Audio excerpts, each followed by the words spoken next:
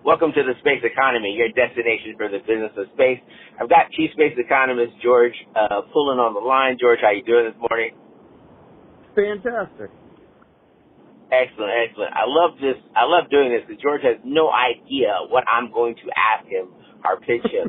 But he's like, hey, Samson, let's build a space community. And George, it's so odd that you texted me that because I was thinking the same thing this morning.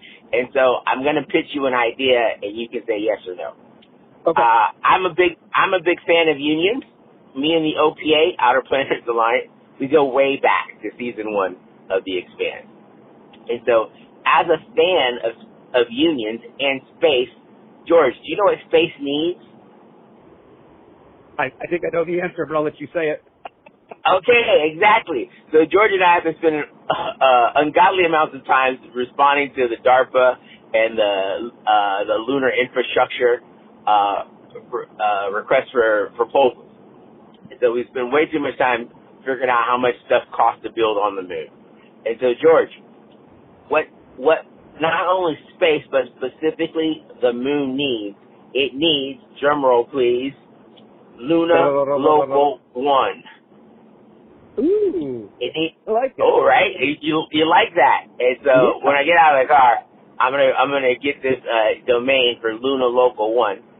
Because I was watching some of the highest paying blue collar jobs. It's the elevator folks who install and fix elevators. They make like $97 an hour. The pipe fitters and the steam folks are in the top 3. Carpenters aren't doing too bad. They're making about $67 an hour in Chicago, which is really good if you don't have to do any PowerPoints. You swing a hammer.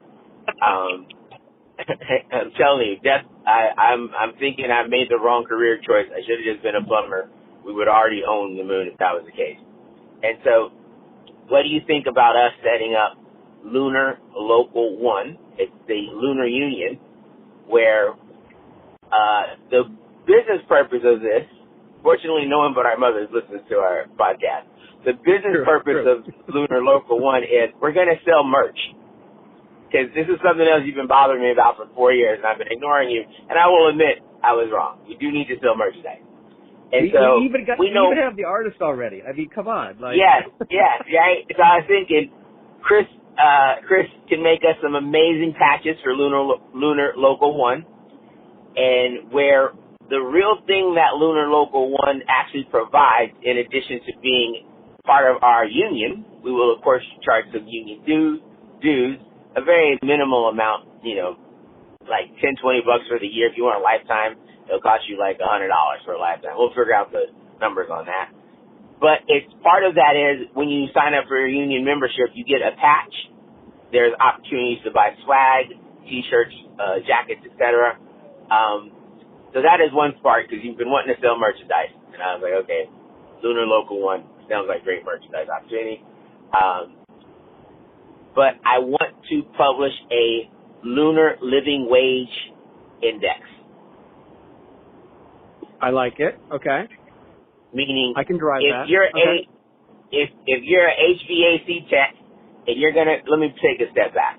Everyone's saying how we're gonna build lunar bases. China had a very propagandist lunar base visualization, saying this is what a rendering, a 3D digital twin of their lunar base, saying this is what the Chinese lunar base is going to look like. It looks amazing.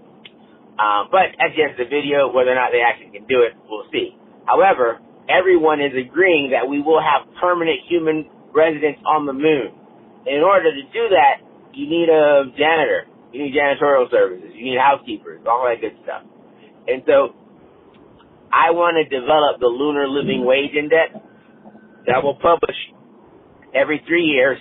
Here's what the prevailing wage for the different types of occupations on the moon should be to be a living wage on the lunar surface. What do you think about this? I like it, and it also will bring a lot of things in the conversation that we've talked about before in terms of developing workers and developing skill sets for workers for the space economy and identifying career paths and training schools for technical schools. So I like this. It feeds into the other things we talked about. Excellent. So I'm going to later this weekend, I'm going to sit down. I'm going to come up with it because part of it is my and this is where economics become political. I don't think we can have permanent human residence on the moon without either A, they all being government workers, in which case they're going to be part of the Lunar Local One union, or B, they're all still, there are private workers, but they've joined the local union, the Lunar Local One, because if you look at the evolution of unions in mines, mine safety meaning digging for rare earth minerals in the gravity well here on Earth, if you look at the evolution and purpose of unions and what they have done for mine and mine safety, it's analogous to what the conditions will be on the lunar surface. The environmental, the harsh, the hazardous, the dangerous working conditions. And you really need that union safety net to advocate for the workers, to advocate for the people who are creating the value, not just the shareholders who benefit from it. And of course, that sounds like a Karl Marx statement. I don't disagree with that, but that's why I think a crucial part of the conversation about the lunar ecosystem and the lunar economy is what is the political makeup of workers? What does the proletariat feel about working on the moon, and how will they express that feeling politically? So that's my thoughts. I'm going to pause and give you the last wrap up.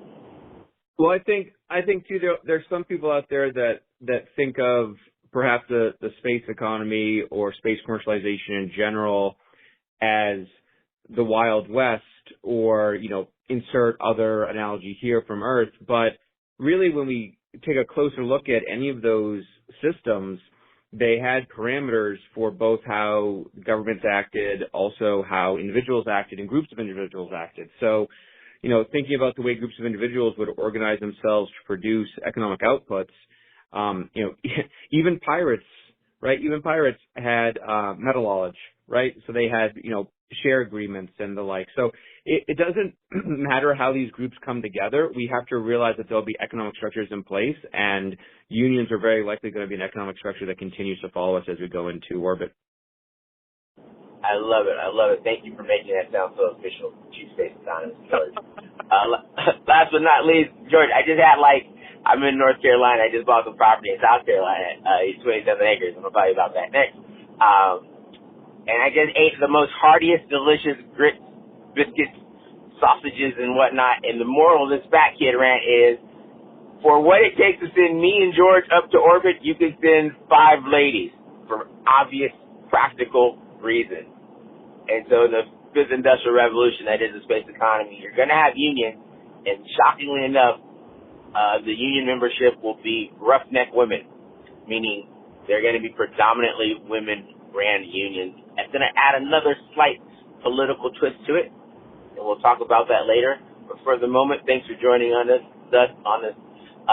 another episode of the Space Economy. We will see you all in orbit. Peace. Bye, George. See ya. Welcome to the Space Economy, your destination for the business of space.